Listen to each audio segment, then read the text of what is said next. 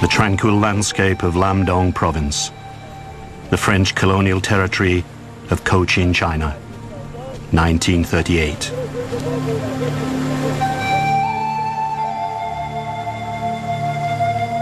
Cochin, China is part of the French Empire in the east, a colony they call Indochine.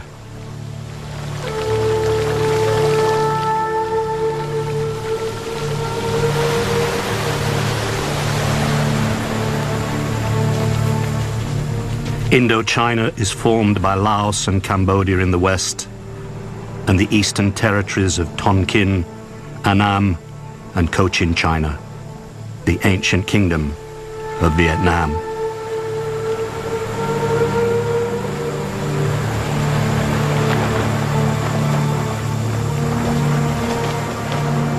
Fiercely independent, after successfully resisting invasions from China for centuries, the native peoples have been living under French rule for over 50 years.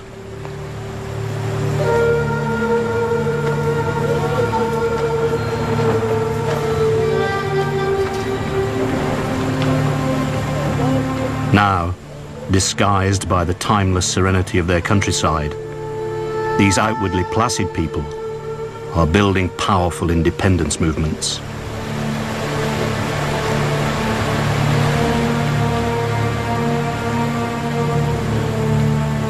Almost 40 years of desperate struggle and appalling suffering will follow.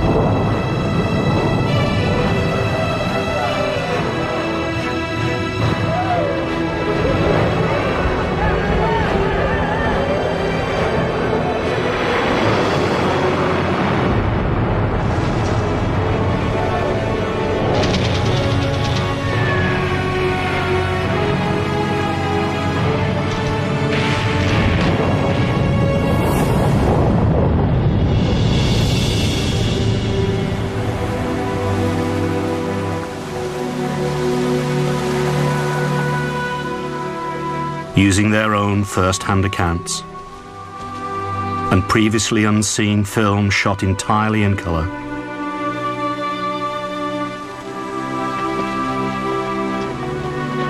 this is their story.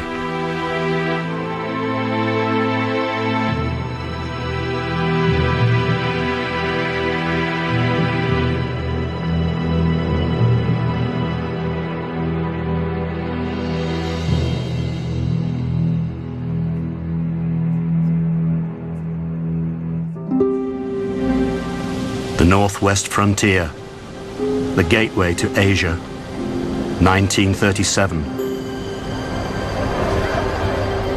Peshawar, the last outpost of the British Empire in India. As part of their grand tour, adventurers and amateur cinematographers, Edward de Rothschild and Peter Traherne, are traveling through the vast and ancient lands of Asia.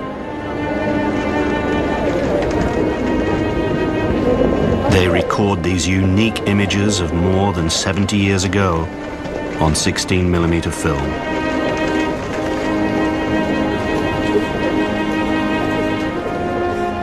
They have never been broadcast before.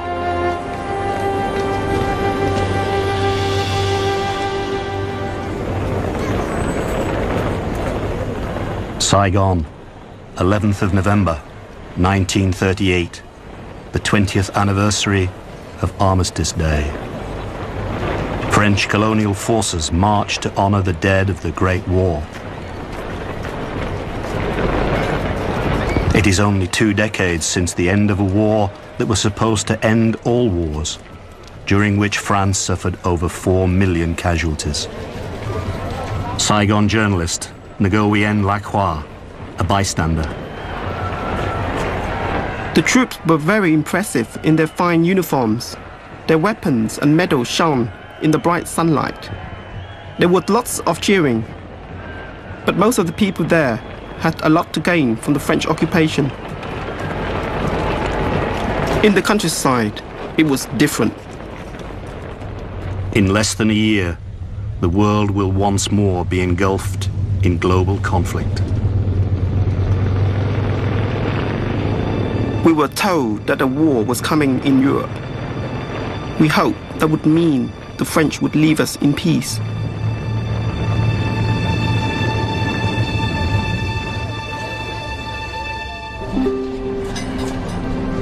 Saigon has all the trappings of the colonial good life. But the French authorities treat dissent ruthlessly. Ngo Vinh Long, raised in the Mekong Delta in the south of the country, remembers his childhood under French rule. The French made routine patrols and killed many Vietnamese. They dumped their bodies in the river. Every time I went down to get water, I saw floating corpses. I hated the French. My father said, we shouldn't hate the French, only French colonial policy. The remote villages in the mountains and jungles are fertile recruiting grounds for the nationalist cause.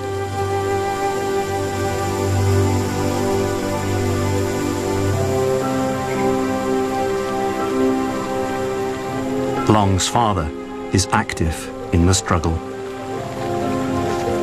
My father was very idealistic. He gave most of his land to the peasants in his village in the north and moved to the Mekong Delta as a school teacher. He was horribly tortured by the French. They bashed his head and broke his ribs, puncturing his lungs. Doctors said he only had a week to live, but he refused to die.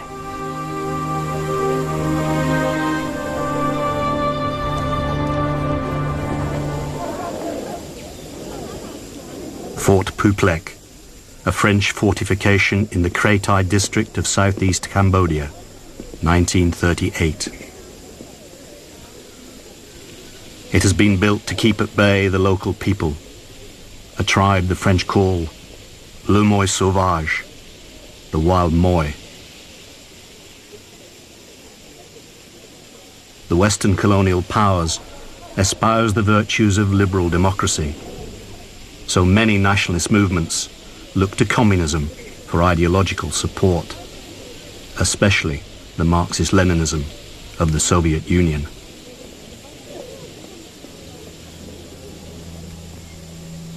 The leader of the Indo-Chinese Communist Party is a 48-year-old Vietnamese exile. His name? Ho Chi Minh. Soviet documentary maker Roman Carmen films him and his supporters in 1954.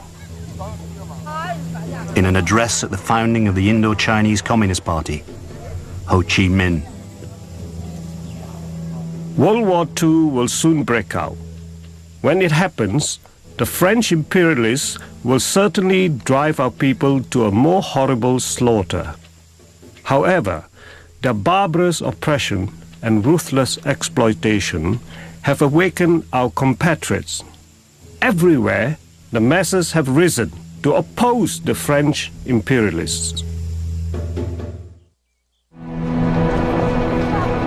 The Dutch East Indies, August 31st, 1941. Dutch soldiers and sailors relax in the cafes of Batavia, the sophisticated capital of Java.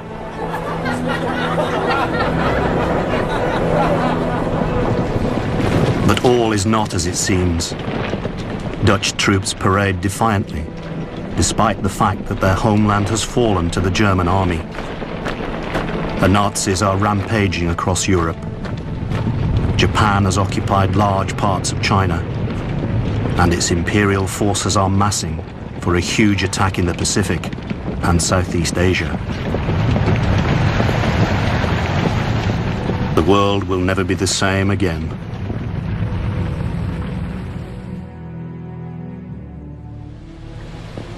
By the autumn of 1941, France is under the control of the Vichy government, which has signed an accord with Japan's ally, Adolf Hitler.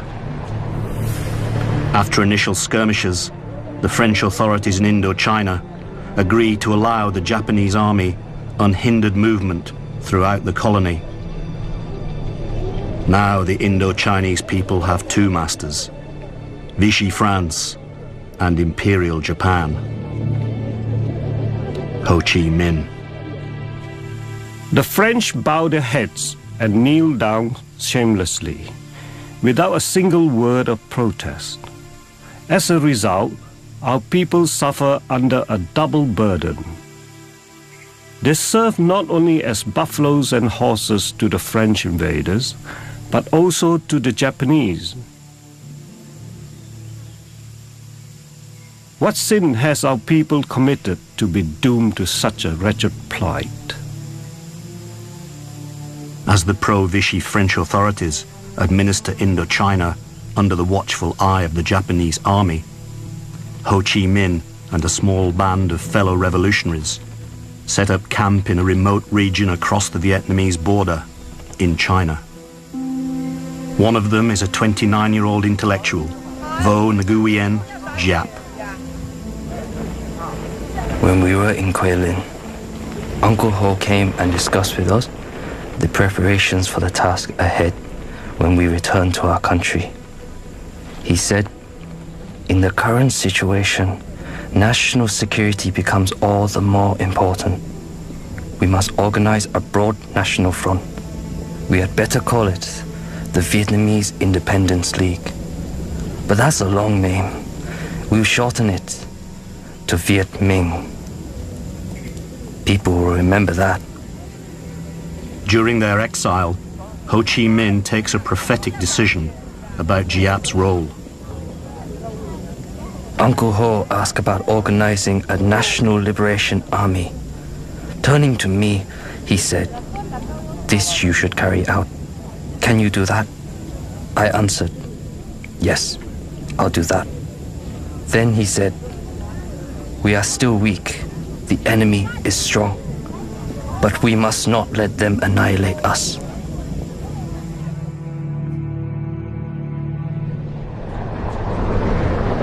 By 1942, following the Japanese attack on Pearl Harbor, the only parts of Asia and the Pacific not under Japanese control are the British stronghold of India and the territory in China controlled by Chiang Kai-shek's anti-communist Chinese nationalists. Burma becomes the crucial battleground on the Asian mainland. If the Allies can reopen the supply lines between India and nationalist China, the Japanese will have to deflect troops and material away from the war in the Pacific.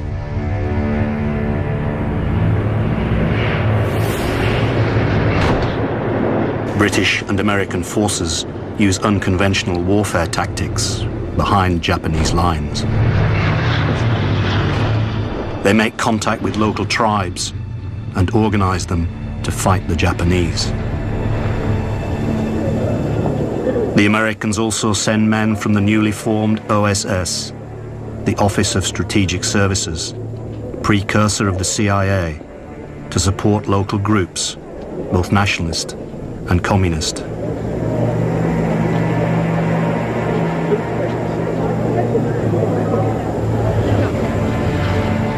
In return for intelligence, an OSS group, codenamed Deer Team, supply Ho Chi Minh's Viet Minh with weapons and training.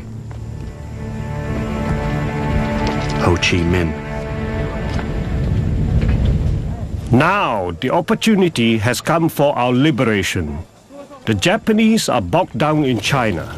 They are hamstrung by the British and the Americans and cannot contend with us. If our entire people are united, we will smash the French and Japanese armies. Compatriots, rise up to fight the French and the Japanese. In late 1944, as the Japanese empire in Asia begins to crumble under the overwhelming onslaught of Allied forces. Giap launches a general insurrection throughout Vietnam. By the middle of 1945, he has risen to the rank of general at the head of a force of 10,000 men. But fighting the Japanese is costly. General Giap. Then came the terror. Whole families were arrested, their houses burned. Villages were razed to the ground.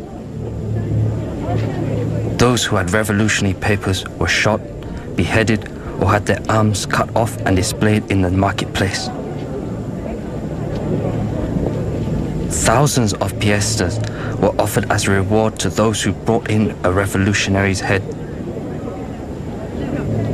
We knew the struggle would be long and bitter. As early as 1941, Uncle Ho had warned us that the fight against the Japanese was only the beginning.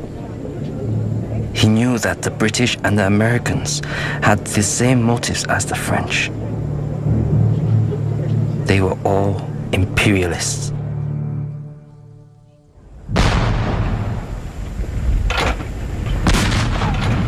An OSS training camp in Burma at the end of the war. Events in Asia are developing rapidly. Ho Chi Minh's prediction proves to be accurate. In March 1945, the Japanese army overthrows the French administration and replaces it with a puppet government under Bao Dai, the Emperor of Annam. August 25th, Rangoon, Burma. Lieutenant General Takata Numata arrives from Saigon to surrender Japan's Southern Army to the Allies, following Emperor Hirohito's order that Japan endures the unendurable and accepts defeat. Ho Chi Minh. This is a great advance in the struggle waged for nearly a century by our people. The National Liberation Committee is now our provisional government. Unite around it and see to it that its policies and orders are carried out throughout the country.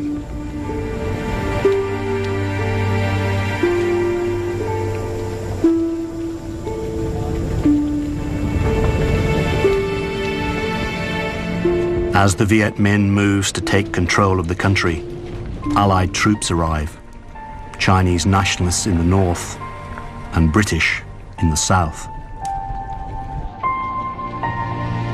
Saigon, September 6th. Allied prisoners of war and French internees are released by the British.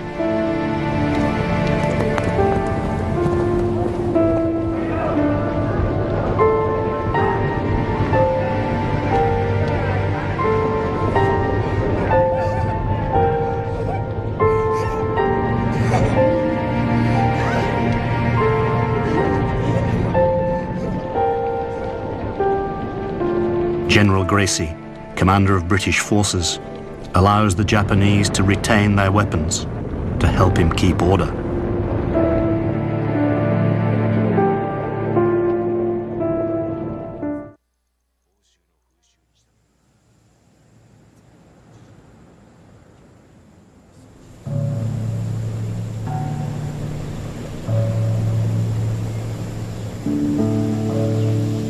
With a revolutionary government in control in many parts of the country, reprisals begin against those who are thought to have collaborated with the French and Japanese.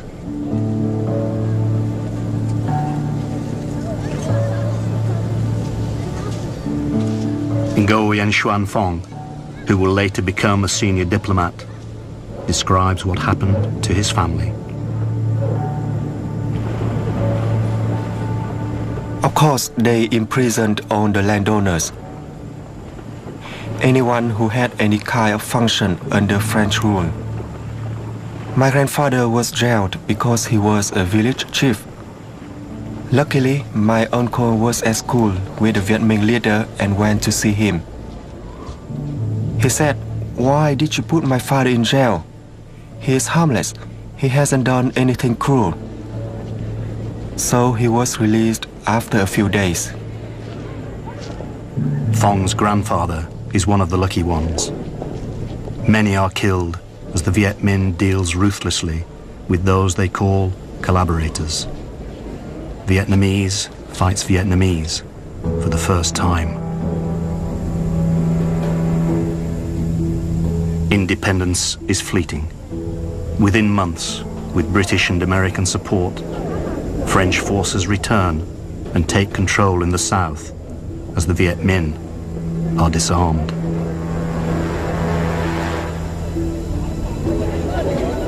In the north, Ho Chi Minh's forces are unable to prevent lawlessness by the Chinese Nationalist Army.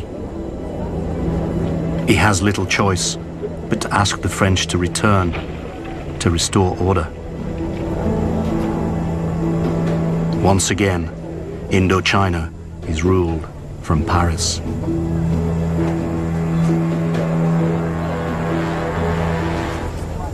Although the Americans are sympathetic to the cause of Vietnamese nationalism, the post-war ideological chasm between the democracies of the West and the communism of the Soviet Union dooms Ho Chi Minh's revolutionary government to failure.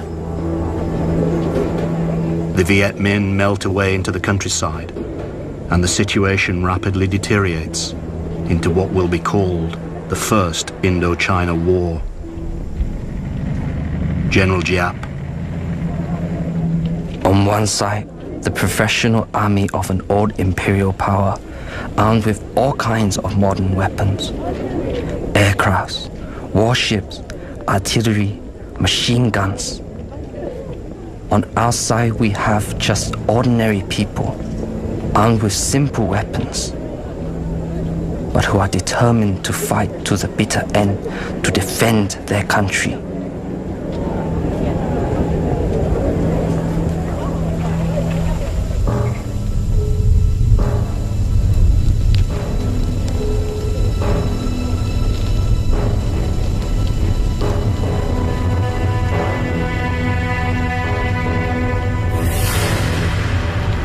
Although Giap's tactics gradually erode French control in the countryside, its weapons still possess frightening power.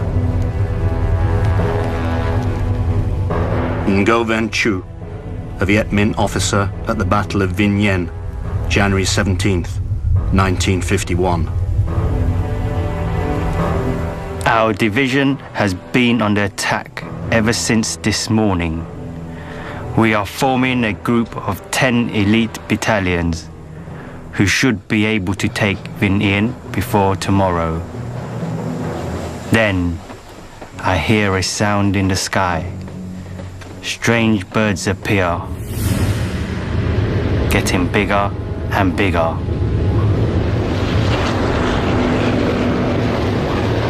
Aeroplanes.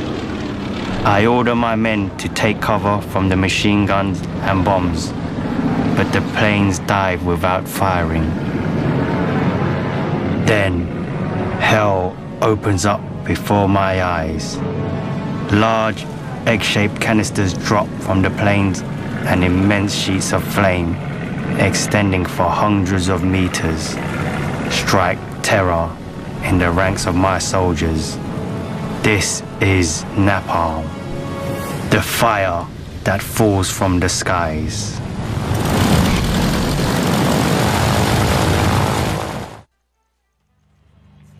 By 1951, 100,000 Vietnamese are fighting with French forces against the Viet Minh.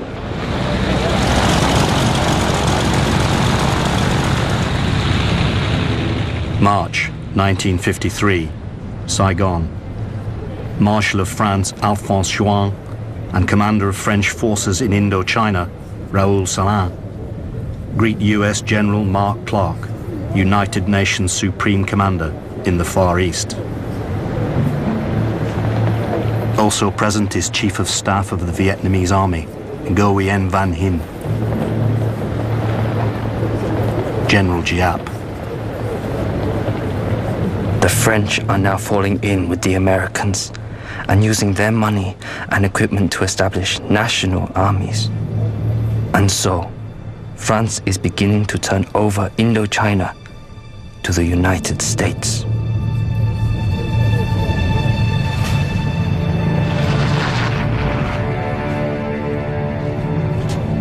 The United States is funding 80% of the French war effort. The Viet Minh's resources are coming directly from the Soviet Union and Mao Zedong's new communist regime in China. The Indochina War is no longer a minor skirmish between a European empire and its reluctant colonial subjects. It is becoming a global battleground.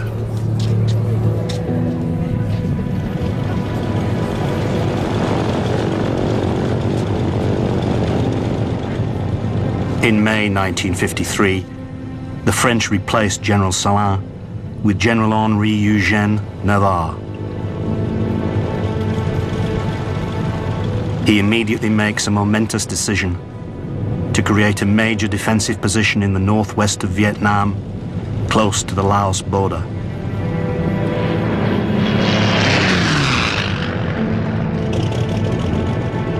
He chooses a small settlement on the strategic route between China, Laos, and Vietnam, occupied by the Thai tribesmen, who are still loyal to the French.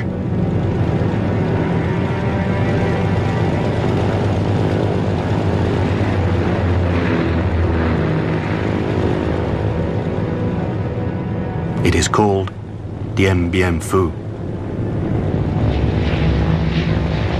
Navarre orders the airlift of a large force from the Gia Lam Air Base in Hanoi and Gap Ba in Haiphong. Viet Minh officer Ngo Van Chu watches as the French forces land. We knew they were the best they had. Paratroopers, legionnaires. The battle would be hard. I realized that Dien Bien Phu would make or break us. US-supplied B-26 bombers drop napalm on enemy positions. The French garrison below is outnumbered 4-1 by a Viet Minh army 50,000 strong, which completely encircles it. General Giap, late November 1953.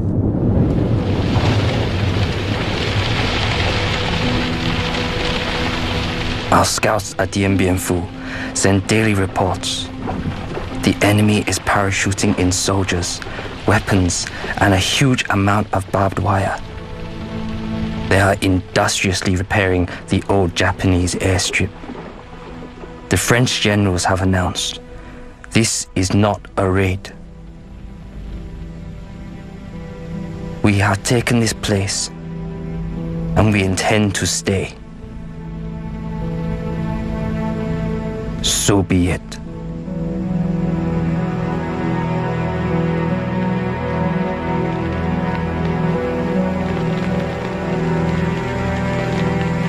Soviet director Roman Kármán is given total access to Giap's army to help him tell the story of the battle. The French have made a critical error, assuming that Dien Bien Phu is safe from attack by heavy armor and artillery. General Giap. I ordered our 351st Engineering Artillery Division to toil day and night to widen the 82-kilometer trail to Dien Bien Phu for our motorized vehicles. Then they built a 15-kilometer track through the mountains so we could haul our artillery to the front by hand. The French appoint Colonel Christian de Castries as commander of Dien Bien Phu. The battle that will be remembered by the veterans as 55 days of hell will soon begin.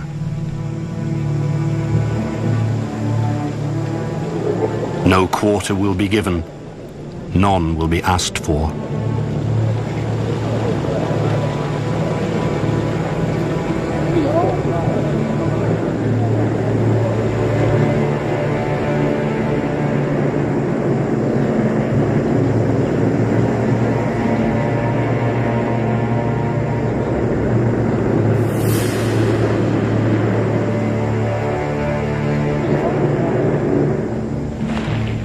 Xuan Nha, a Viet Minh officer.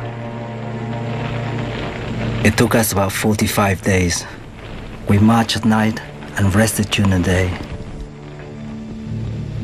Sometimes we just slept on the roadside and dug our own foxholes against enemy attacks from the air.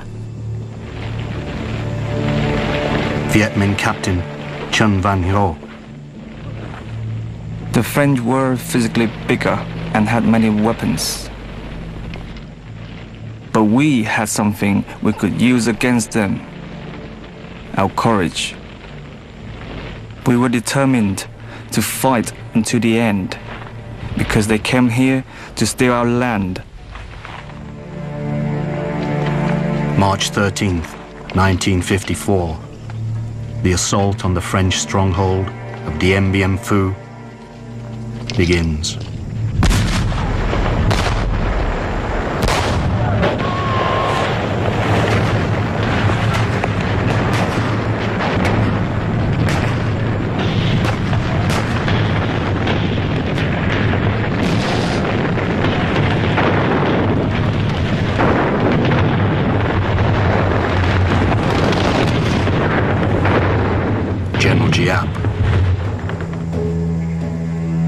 The French could not resolve the threat to their airfield.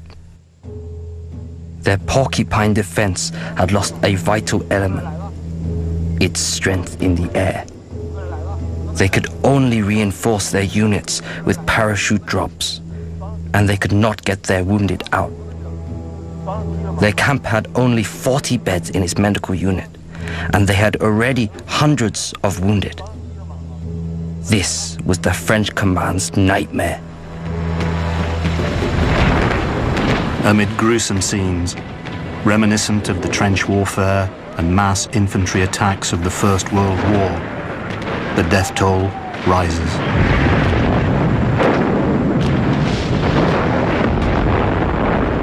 There are countless acts of heroism on both sides as the Battle of Dien Bien Phu becomes part of military folklore.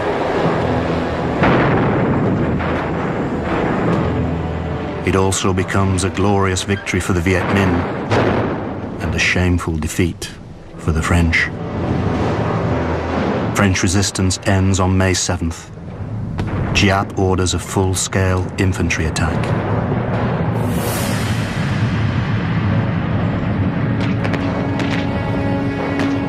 De Castries radios Colonel Cogny at headquarters in Hanoi. The Viets are everywhere. The situation is very grave. I feel the end is approaching. General Giap. Tonight, we will attack the Porcupine's Eye and finish it off.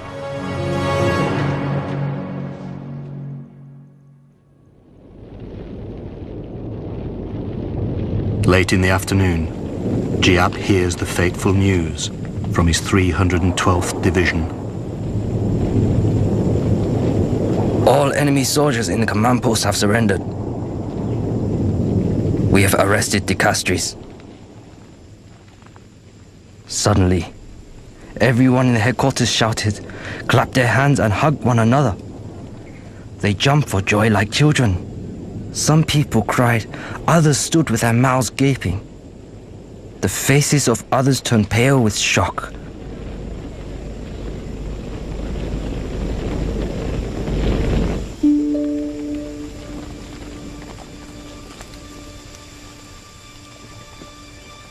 French commander De Castries, who has been promoted to brigadier general during the battle, becomes a prisoner of war. He will be released after 4 months. One of the lucky ones. 1,500 men under his command are dead. Several thousand more are wounded.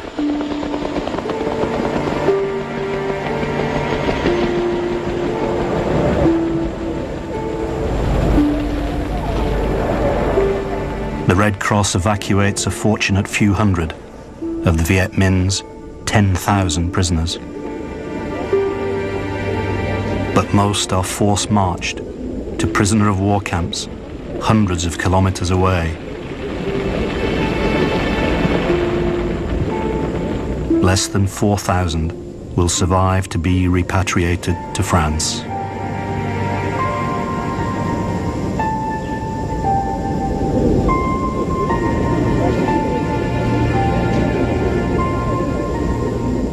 Viet Minh casualties are 15,000 wounded and 8,000 dead.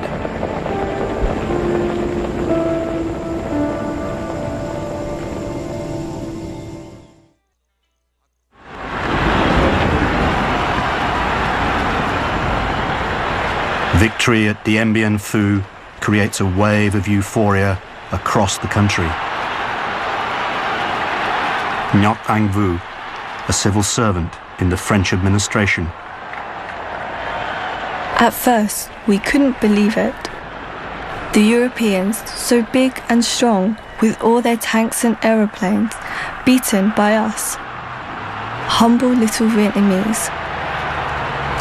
Farmers, school teachers, factory workers.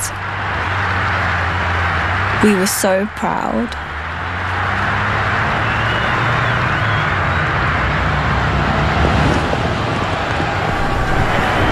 With the red flag of revolution flying proudly to mark the Viet Minh victory, the West's anxieties about the march of communism are reinforced, especially in the aftermath of the Korean War. General Giap. The success of the revolution in China had created a balance of power between East and West. The war on the Korean peninsula was evidence of this new world situation.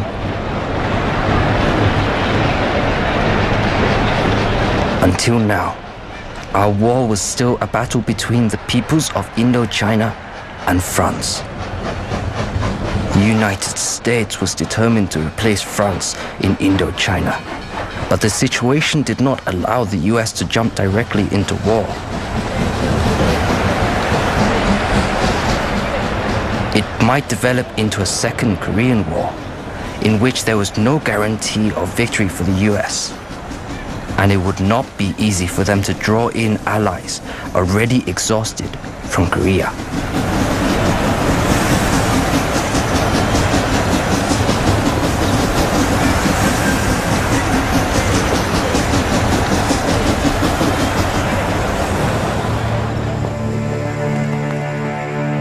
A compromise is reached at the Geneva Conference and signed on July 21st, 1954. A ceasefire is to take effect immediately. A temporary division of French and Viet Minh forces is to be created at the 17th parallel. Elections to unify Vietnam are to take place within 2 years. The independence of Laos and Cambodia is confirmed.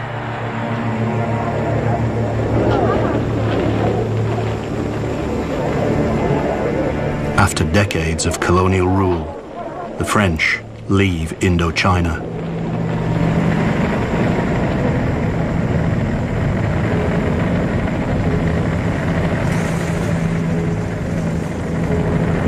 Both sides of the conflict in Vietnam are disappointed, but political pragmatism prevails. General Giap.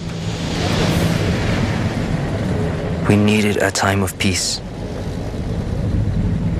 We needed an area with a capital, a seaport and an airport to consolidate the fruits of our revolution and to prepare our forces to strive for complete independence and unity in the future.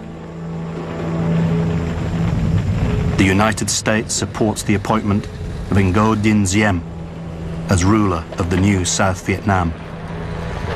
Diem takes control of the French colonial army, the Army of the Republic of Vietnam, the ARVN.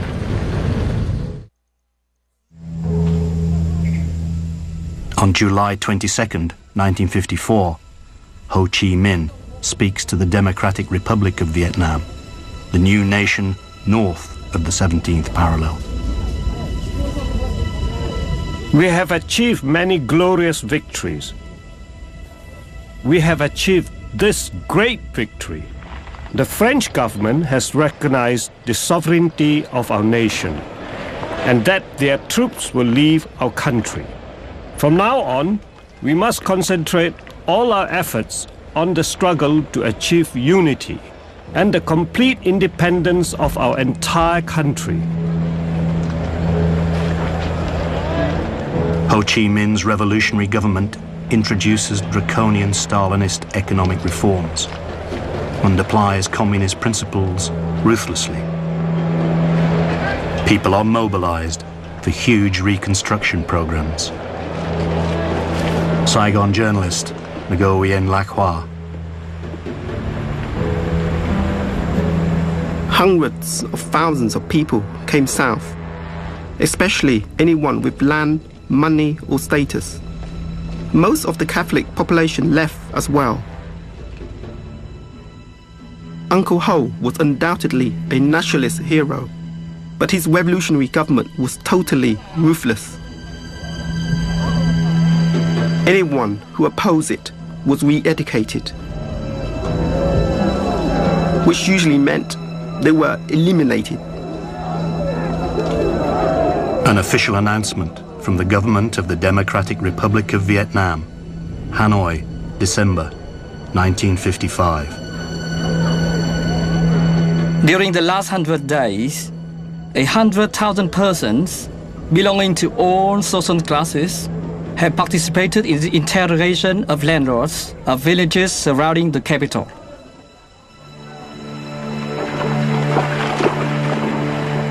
The South is also suffering widespread social upheaval and violence. Nguyen Lac Hoa. We had our own problems in the South. Violence from competing religions and organized crime. But Diem stamped it out. He got rid of Emperor Bao Dai and made himself head of state, and with the help of the Americans, imposed his regime on the South.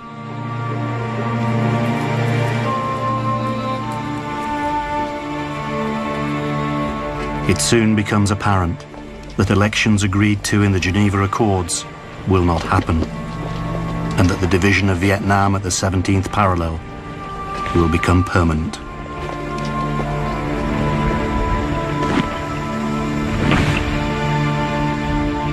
A bastion of communism, allied to the Soviet Union and China, stares across the divide from the north. In the south, a bulwark of the West, sponsored by the United States, glares back.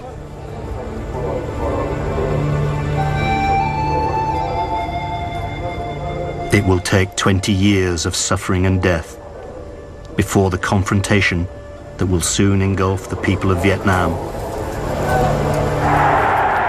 comes to an end.